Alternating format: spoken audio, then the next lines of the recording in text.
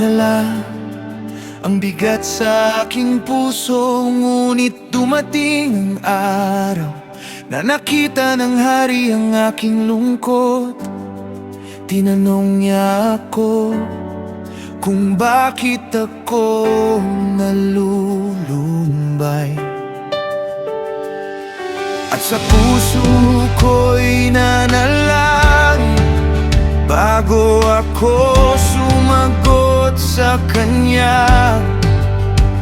Sinabi ko ang katotohanan tungkol sa lungsod ng aking bayan. Ang mga pader ay wasak at ang mga pintuan ay sinunog.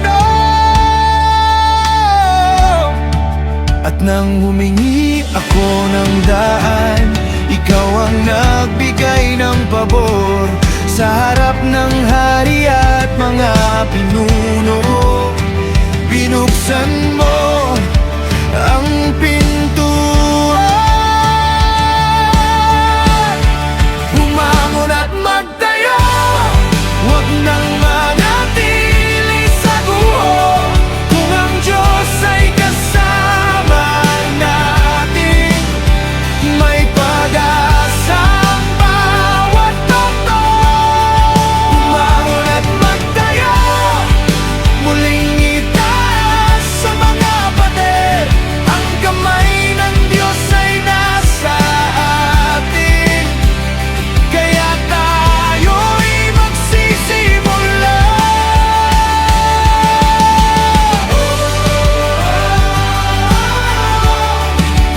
Rise and build, we will stand. God is with us, we will rebuild.